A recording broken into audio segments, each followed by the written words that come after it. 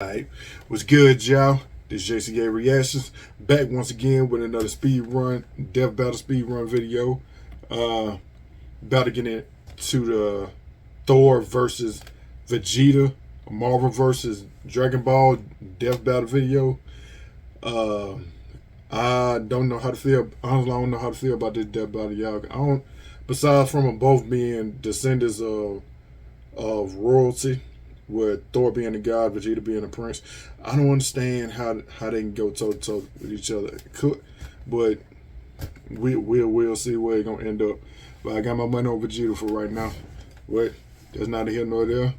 Your boy got his first win from the last death battle. For me betting on Jonathan, shout out to Jonathan Joestar. Hopefully I'll rank up a little bit more wins because I don't know what y'all got in mind for these punishments. But go ahead and get into the video. Without further ado, about to give out this kind of strip from me to you. Let's get it. Thor, the god of thunder, and Vegeta, the prince of all Saiyans. The sky shakes when they appear, and the earth trembles when they approach. No world can contain the power of these two gods of war. Or their egos.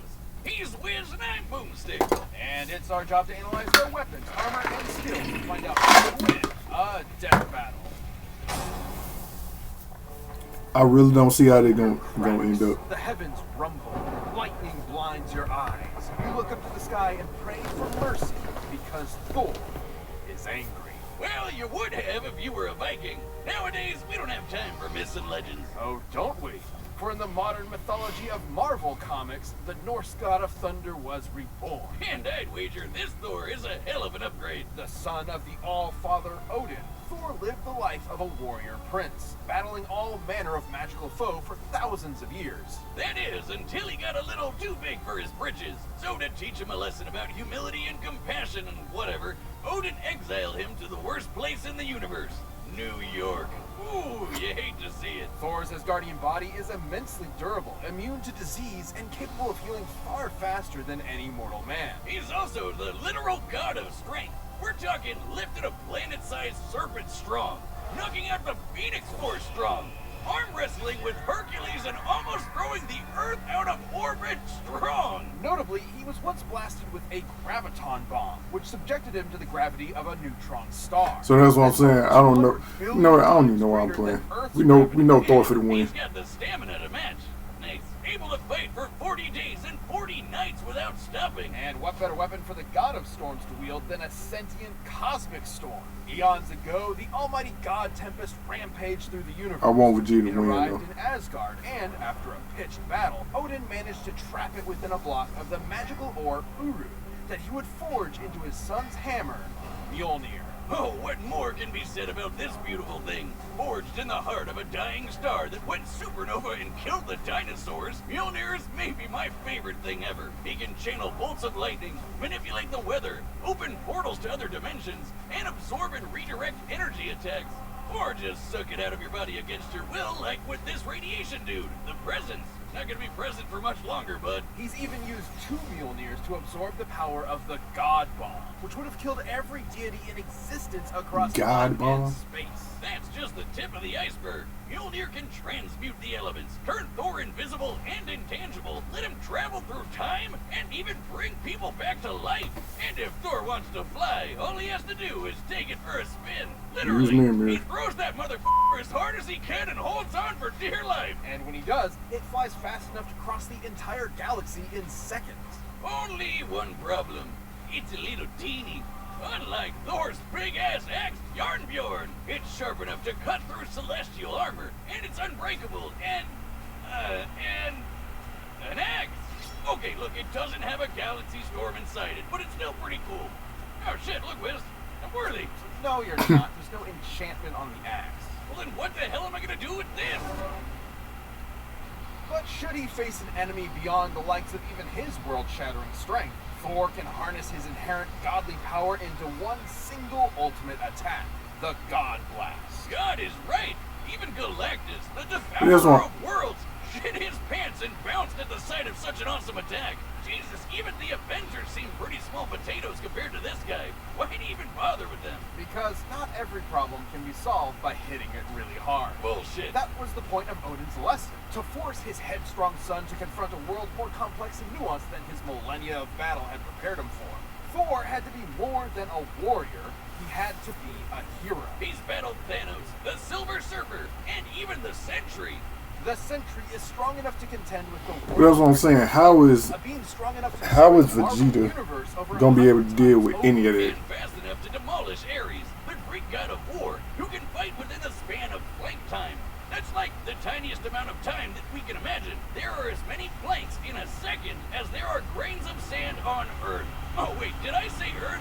I meant 10 million billion Earths. Thor has tanked disintegration beams trying to tear apart his atoms one by one, survived Mephisto trying to consume his soul, and even withstood a temporal rift that aged normal people to dust. Oh, he's a hard bastard to kill, and even nastier when he loses his temper. By entering a state known as Warrior's Madness, Thor commits an unpardonable sin in Asgardian society, and willingly sacrifices his sanity for a tenfold increase in power. Yeah, despite being a really sweet lump that talks like he's in Masterpiece Theater and dresses like he's in What's Opera, Doc, Thor has struggled with being worthy of his father's legacy and throne. But no matter what unbelievable shit Marvel throws at him, Thor always rises to the occasion. Take the time this big machine called the World Engine was controlling Yggdrasil, the world tree that connects 10 universe-sized realms. The World Engine's purpose was to mechanically trick Yggdrasil into disrupting the natural flow of Ragnarok, the end of the world. So Thor just pushed it and literally reversed the flow of fate. That's right, he outmuscled a giant. How is anybody in Dragon Ball Super supposed to match up to this? Saturday. And he'd go a step further and defeat the Or mysterious Dragon Ball gods Universe. that manipulated the cycle of Ragnarok For that in matter. the first place, ending it forever. So perhaps now, when you look up at the thundering sky, you won't fear the god's capricious wrath. Because you'll know it's just Thor, the god of thunder, kicking ass and saving the day. Vegeta, I have no hope for you, buddy. Home to the bloodthirsty warrior And I like race Vegeta of more, the but I just Saiyans, don't see named it. for their mighty leader, King Vegeta. Noting the Saiyans' proficiency in genocide, the alien emperor King Cold and his son Frieza contracted them to be their personal hit squad, conquering worlds in their name. But when Frieza felt these monkeys were getting a bit too uppity for their own good, he nuked them in their When he started to fear The them. king was dead, leaving his young son, the Prince Vegeta, alone. Burning with a grudge against Frieza for ruining his 5'5". ancestral pride, Vegeta awaited the moment he could extract his revenge. as one of Frieza's former top and You don't like Tenya? Veggie was trained for birth to be one of Why the you don't like greatest Tenya? warriors in the universe. It helps that planet Vegeta had a gravity 10 times greater than that of Earth's, making his natural physiology significantly stronger and more durable than a human's. As in making the whole friggin' Earth shake just by throwing hands. And like all Saiyans, Vegeta can harness his ki, or inner life force, as a physical energy to make him even stronger, faster, and tougher than that. Or literally shoot it at your opponent to blow him to Kingdom Come. That's right, Vegeta can point and click a planet out of existence with his soul. Man, that's hardcore. He can use ki to fly at faster than light speeds, slice you to pieces with an energy blade, and even hold you in place with energy rings. I still don't let's see be Oh, it, bro. real. Vegeta's favorite attacks can be summed up with big-ass laser. He's got the purple big-ass laser, two-handed big-ass laser, rapid-fire big-ass laser, exploding ball big-ass laser, and fucking omnidirectional your-ass-is grass big-ass laser. Though One of the I most gotta say, iconic my moments in favorite is Dragon the Ball mouth history. wide-open vomit big-ass laser. Though that's more of a Nappa thing. Kinda like this. But why you don't like Tenya? Impressive ki mastery, Boomstick. It hurts when I breathe. Vegeta's most terrifying ability, however, is the one inherent to his Saiyan biology. Whenever a Saiyan survives a life or Near death struggle, fatal their injury, power he gets increases stronger. exponentially. That's what Frieza was so terrified of, the Saiyan's infinite evolutionary potential. So it's no wonder Vegeta eventually toppled the alien tyrant with the help of another surviving Saiyan, Kakarot. And with Frieza's defeat at the hands of this earthbound Super Saiyan, Vegeta had a new rival and a new goal. Become blonde! No battle required. Vegeta can harness the rage of his Saiyan heritage and Become Super transform Saiyan. into a Super Saiyan 2 and a Which Super literally Saiyan means 2. nothing But nowadays. try as he might, Vegeta struggled to keep up with Goku's ever-increasing power. I guess it doesn't help that Veggie is maybe the single cockiest bastard to ever have existed. Yeah, sure, dude. Let Cell become perfect. Nah, we'll be You're fine. right. Hope The dumbest thing in that dumbass. arc. Vegeta did manage to accomplish something that even Goku couldn't do on his own, becoming a god. Once he and Goku met the god of destruction, Beerus, they had a whole new lineup of martial artists to conquer, with some angelic training to boot. With Spirit Fission, Vegeta can forcibly absorb an opponent's ki with every strike. And he even learned Goku's patented instant transmission, allowing him to teleport huge distances. But most No importantly, word. with God Ki, he can go even further beyond and become a Super Saiyan God. A Super Saiyan God Super Saiyan, and a Super Saiyan God Super Saiyan Evolved. His power got completely insane. The dude was strong enough to destroy the room of spirit and time, an entirely separate dimension, just by powering up. When Goku fought Beerus, he nearly destroyed the universe.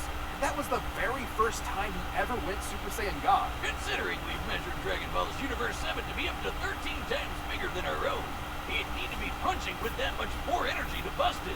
And since the shockwaves of their punches traveled across the universe in seconds, Goku would have had to be punching that fast too. And that's not accounting for Vegeta's training in various exponential transformations. When an amount of power is measured by how many universes it can destroy, that power itself becomes incomprehensible. Oh, we're not done. Vegeta can tap into the same monstrous energy. Right, that might give him an edge, but I still And don't when see he it. does, he can perform Hakai and erase your I ass from genuinely hope he existence do, though. entirely. It I hope erases you Vegeta win. physically, spiritually, and even temporally, as it had wiped you from time itself. Such is the might of a god of destruction. For when Vegeta wants to go one step beyond, he seizes that very power. He becomes a warrior fueled only by lust for battle. He becomes Ultra Ego. Ego. If Vegeta's head wasn't big enough before, his Widow's Peak probably has its own zip code by now. As the offensive counterpart to Goku's Ultra Instinct, Ultra Ego Vegeta is a veritable juggernaut, able to absorb any hits that come his way and return them even stronger. It's wild this guy has a Napoleon complex. He's one of the biggest badasses ever to exist. In a way, failing to beat Goku was probably the best thing for him. Vegeta's whole life was spent rebelling against the humiliation of his race, trying to prove his worth by Thinking he being Billy the Badass. best. By contrast, Goku's self-improvement was never stunted by his ego and insecurities. In realizing that, Vegeta became more than a fighter, but a husband and a father as well, willing to sacrifice himself for what mattered most. And Vegeta got a taste of that himself when he hooked up with Bulma for some Super Saiyan sexy time. Getting to meet Frieza's golden ass probably didn't hurt either. He may not always win, but he'll never be put down for long. So be sure to practice your groveling, because this is one prince you don't want to piss off. Alright. I like Vegeta. I rock with Vegeta. Even with the Ultra Ego thing he got going on, I still think Thor got him though. Like, the power scaling in Dragon Ball is ridiculous, but the power scaling is far beyond in Marvel. But let's see. All right, I hope the I'm bets wrong. are set. We've run the data through all possibilities. It's time for a death battle!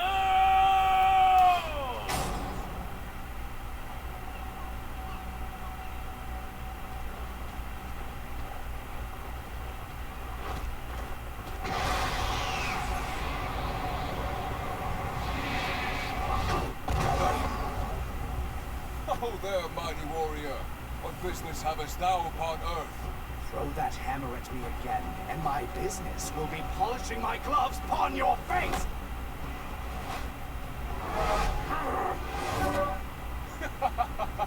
Didst that count?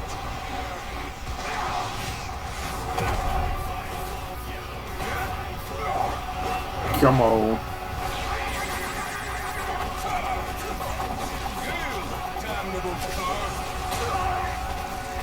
You just can't help but love Vegeta, bro. For a Like, mortal. Alas, you face a god. already bringing out your boy.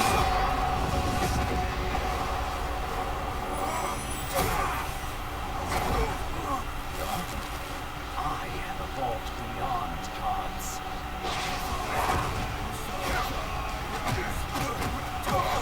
I'm the Prince of all Saiyans, and you can burn in hell! Big Bang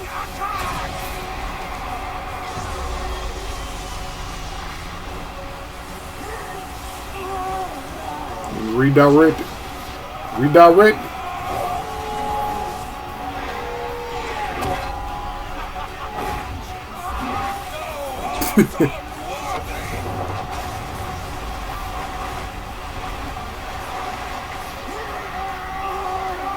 Go Ultra Ego.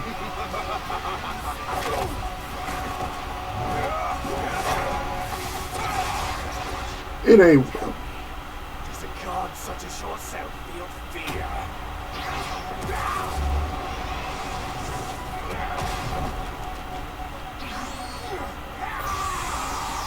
Woo!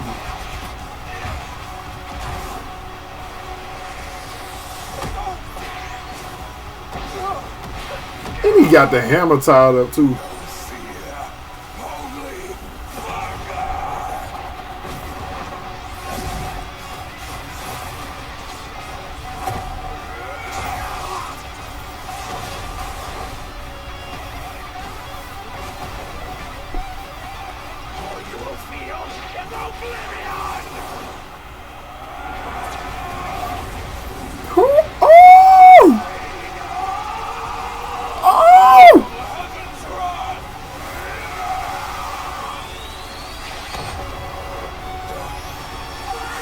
No way, bro. Bro, ain't no way. Ain't no way. I was just about to say, like, what?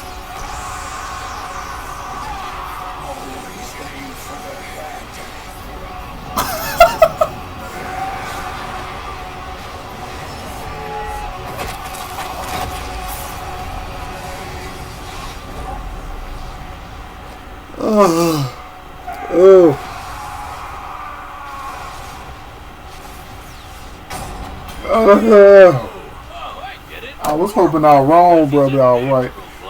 Despite Vegeta's immense power and tenacity, the God of Thunder had him outmatched in several key areas. You like explain, bro? Because I feel some type of way. Up against the God of Strength, Vegeta actually matched up pretty closely with Thor. Both could output power far in excess of destroying a single universe. It's always tough to get an exact number for Dragon Ball Super's most powerful characters, but we can combine the size of Universe 7 with multipliers from Vegeta's transformations to get a rough estimate. It's important to note that Ultra Ego's power 2 for 2. has never been stated, but we do know that Super Saiyan Blue Goku and Super Saiyan Blue Vegeta were roughly even in power.